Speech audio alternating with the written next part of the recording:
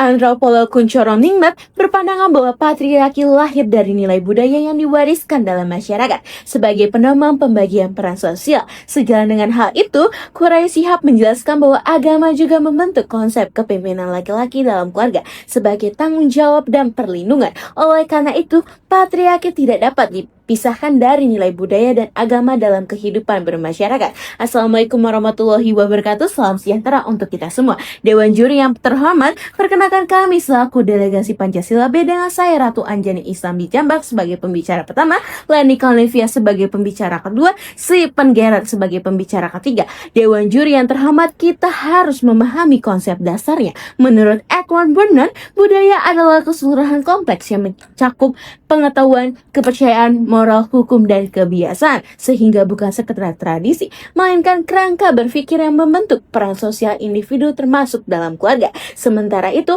Emil Durkheim memandang agama sebagai sistem nilai yang mengatur kepercayaan dan praktik sakral, sekaligus membentuk komunitas moral, di mana kepemimpinan dalam keluarga tidak dimaknai sebagai kekuasaan absolut. Selanjutnya dalam perspektif Pancasila, khususnya sila pertama yaitu ketuhanan yang Maha Esa, jelas bahwa kehidupan berbangsa termasuk keluarga tidak dapat dipisahkan dari nilai agama.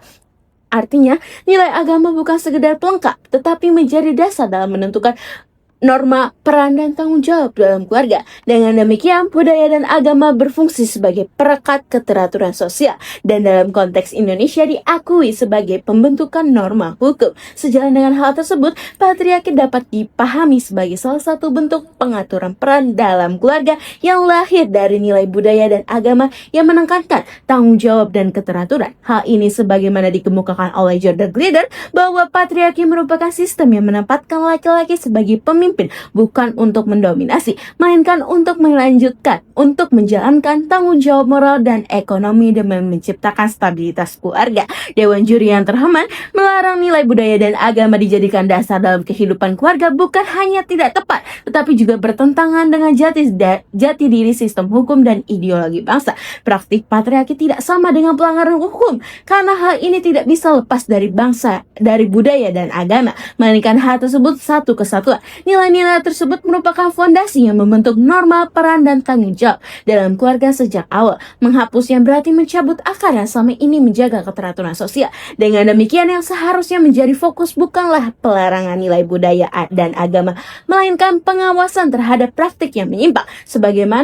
Sebagai pembicara pertama, saya menegaskan bahwa dalam kerangka asas keadilan berimbang dan nilai Pancasila, nilai budaya dan agama tetap sah dan relevan diperlukan sebagai dasar dalam kehidupan berkeluarga. Pembahasan selanjutnya perihal akan dilanjutkan oleh rekan saya. Terima kasih. Ignorantia juris no excusat, ketidaktahuan terhadap hukum tidak dapat dijadikan alasan pemaaf. Masyarakat tidak boleh sembarang menyalahartikan patriarki tanpa memahami hukum positif. Assalamualaikum warahmatullahi wabarakatuh. Shalom, Om Swastiastu, Namo Buddhaya, salam kebajikan, salam sejahtera untuk kita semua. Dewan Juri yang terhormat, sivitas akademika yang berbahagia. Perkenalkan, saya Leni Cornelivia selaku pembicara kedua dari delegasi Pancasila B yang akan memperkokoh rangkaian argumentasi yang telah dibangun oleh pembicara pertama kami yang cantik dan bijaksana, yang secara tegas dan mantap bahwasannya kami sangat tidak menyetujui mosi perdebatan kali ini dan berlandaskan dasar negara. Dewan Juri yang terhormat, nilai budaya dan agama justru sah dijadikan dasar dalam membentuk struktur relasi dalam berkeluarga, termasuk yang sering dilabeli sebagai patriarki. Namun perlu kami luruskan sejak awal agar tidak terjadinya bias bahwa yang kami maksud dengan patriarki adalah struktur kepemimpinan berbasis tanggung jawab, bukan dominasi atau penindasan. Inilah titik krusial yang sengaja disederhanakan. Dewan Juri yang terhormat berlandaskan pasal 18 Deklarasi Universal Hak Asasi Manusia menjamin setiap orang berhak atas kebebasan pikiran, hati nurani, dan agama. Dalam hal ini termasuk kebebasan berganti agama atau kepercayaan, baik sendiri maupun bersama-sama dengan orang lain, berlandaskan dasar negara dan tinjauan budaya negara Republik Indonesia. Pertama, dalam tataran konstitusi Undang-Undang Dasar Negara Republik Indonesia tahun 1945 memberikan jaminan melalui pasal 29 ayat 1 dan ayat 2 secara tegas menyatakan bahwa negara berdasar atas ketuhanan yang Maha Esa serta menjamin kebebasan tiap warga negara untuk menjalankan ajaran agamanya. Dewan juri yang arif dan bijaksana, konsekuensinya sangat jelas, bukan? Bahwa nilai agama bukan sekedar pilihan moral, tetapi memiliki legitimasi konstitusional dalam mengatur kehidupan termasuk dalam keluarga. Kedua, Indonesia bukan negara yang hanya bersumber dari budaya, tetapi sebaliknya. Dewan juri yang terhormat, budaya adalah bagian dari konstruksi hukum itu sendiri. Hal ini ditegaskan dalam Undang-Undang Dasar Negara Republik Indonesia tahun 1945, tepatnya pada pasal 18B ayat 2, menyatakan bahwa negara mengakui dan menghormati kesatuan masyarakat hukum adat beserta hak-hak tradisionalnya, yang artinya nilai budaya memiliki kedudukan konstitusional yang dimana praktik sosial tersebut tidak semerta-merta salah, tetapi hal tersebut merupakan mekanisme tanggung jawab sosial. Yang ketiga, dalam perspektif hukum positif Indonesia, negara tidak pernah melarang adanya peran kepemimpinan dalam berkeluarga. Justru hal tersebut diakui secara eksplisit dalam Undang-Undang Nomor 1 Tahun 1974 tentang perkawinan, khususnya pada pasal 31 ayat 3 yang menyatakan bahwa suami adalah kepala keluarga dan istri adalah ibu rumah tangga. Ini adalah norma hukum yang masih berlaku dan tidak dicabut. Artinya negara mengakui adanya struktur hierarkis peran dalam keluarga, bukan bentuk penindasan. Dalam konsep kepemimpinan laki-laki dalam keluarga dijelaskan dalam Quran surat An-Nisa ayat 34 melalui konsep kiwamah yang menekankan tanggung jawab dan kewajiban menafkahi berdasarkan Alkitab Injil Efesus ayat Pasal 5 ayat 23 terdapat kalimat yaitu karena suami adalah kepala istri. Hal ini bukan superioritas absolut melainkan beban hukum dan moral yang melekat pada peran tersebut. Dewan juri yang terhormat, dalam konteks masyarakat muslim Indonesia kita tidak bisa melepaskan diri dari kompilasi hukum Islam sebagai sumber hukum material dalam peradilan agama. Secara eksplisit menegaskan pada pasal 80 ayat 1 yang menyatakan bahwa suami adalah pembimbing terhadap istri dan rumah tangga.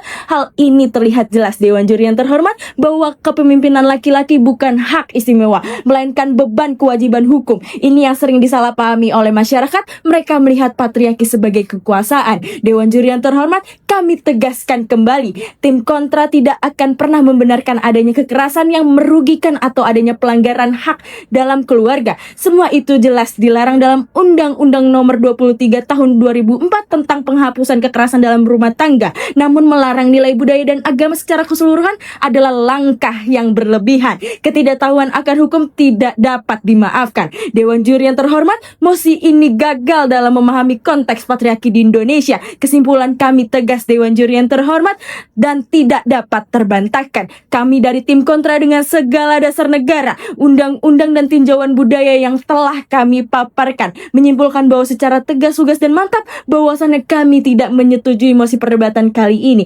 Sekian dan terima kasih. Pembahasan selanjutnya perihal sosiologis akan dijelaskan oleh rekan saya. Ubi Societas Ibius, di mana ada masyarakat, di situ ada hukum. Assalamualaikum warahmatullahi wabarakatuh, salam sejahtera untuk kita semua. Dewan juri yang terhormat, peserta sivitas akademika yang berbahagia, perkenalkan nama saya Stephen Kirati Bare, selaku pembicara ketiga dari tim delegasi Pancasila B yang akan memperkokoh argumen yang telah disampaikan oleh pembicara pertama dan kedua saya melalui paparan secara sosiologis. Dewan juri yang terhormat, Indonesia merupakan negara yang sangat majemuk. Berdasarkan Badan Pusat Statistik Indonesia melalui sensus penduduk tahun 2010, terdapat sekitar 1.340 suku bangsa. Di luar dari hal itu, Indonesia mengakui 6 agama yang ada dalam masyarakat Indonesia serta mengakui kepercayaan-kepercayaan lainnya. Hal ini bisa kita melihat bahwa pola hidup sosial masyarakat Indonesia tumbuh karena kombinasi nilai agama dan budaya. Pandangan ini juga diperkuat oleh Emil Durkheim dalam bukunya The Form of Religious Life yang diterbitkan pada tahun 1912 yang menegaskan bahwa agama dan budaya merupakan fondasi utama dalam membentuk struktur sosial masyarakat. Dewan juri yang terhormat, patriarki perlu kita pahami secara proporsional, bukan secara simplistik sebagai bentuk penindasan. Dalam ilmu sosiologi, patriarki dikenal dalam keluarga sebagai struktur sosial yang memiliki fungsi untuk menjaga keteraturan. Talcott Person dan Robert F. Balance dalam bukunya Family Socialization and Interaction Progress pada tahun 1955 menjelaskan bahwa pembagian peran antara fungsi instrumental dan ekspresif dibutuhkan untuk menciptakan stabilitas sosial. Dalam praktik Indonesia, seperti pada masyarakat adat Jawa, laki-laki memang diposisikan sebagai keluarga, tetapi perempuan juga memegang posisi penting. Salah satu contoh dalam mengambil keputusan domestik, pendidikan anak, dan pengelolaan keuangan. Ini menunjukkan adanya pembagian peran yang bersifat komplementer, bukan subordinasi mutlak. Dan hal ini juga sesuai sesuai dengan asas keadilan beriman yang telah dijelaskan oleh pembicara pertama kami. Dewan Juri yang terhormat, dalam perspektif agama, patriarki juga merupakan bentuk tanggung jawab sosial. Dalam Islam, konsep pimpinan laki-laki sebagai kiwama yang ditafsir oleh Ibnu Katsir dalam surat An-Nisa ayat 34 bukanlah bentuk keistimewaan, melainkan amanah yang disertai kewajiban memberi nafkah dan perlindungan. Bahkan secara ekonomi, Gary S. Becker dalam bukunya A Treatise on the Family yang diterbitkan pada tahun 1981 menjelaskan bahwa pembagian peran dalam keluarga dapat meningkatkan efisiensi dan pekerjaan. Secara empiris, ini juga kita lihat dalam masyarakat adat Bugis yang dengan mengenal konsep Sirina Pace dan masyarakat adat Batak yang menempatkan laki-laki sebagai penerus marga yang pada dasarnya adalah bentuk tanggung jawab sosial, bukan dominasi laki-laki terhadap perempuan. Dewan Juri yang terhormat, yang terpenting patriarki tidak menutup ruang partisipasi perempuan. Data global menunjukkan bahwasannya perempuan tetap aktif dalam kehidupan ekonomi, sosial, dan politik. Bahkan konsep patriarkal bargain yang dicetuskan oleh Dennis Kandiyoti menjelaskan bahwa perempuan adalah aktor yang dapat menegosiasikan perannya dalam sudut lingkup sosial manapun itu. Hal ini terbukti dari kepemimpinan tokoh Indira Gandhi selaku mantan Perdana Menteri India. Bahkan di Indonesia sendiri, dalam perwakilan anggota DPR, DPD, dan DPRD harus menerima perempuan sebanyak 30% melalui kebijakan affirmative section. Hal ini juga dikutip oleh Sylvia Wolby dalam bukunya Teori Patriarki yang diterbitkan pada tahun 1989 yang menegaskan bahwa patriarki bekerja dalam berbagai struktur sosial tanpa sebenarnya menghilangkan partisipasi perempuan. Dengan demikian, secara sosiologis dapat ditegaskan bahwa patriarki bukan penindasan, melainkan struktur sosial berbasis tanggung jawab dan pembagian peran. Dan sekali lagi saya tekankan bahwa kita harus bisa membenarkan patriarki tersebut. Sekian argumentasi kami. Terima kasih.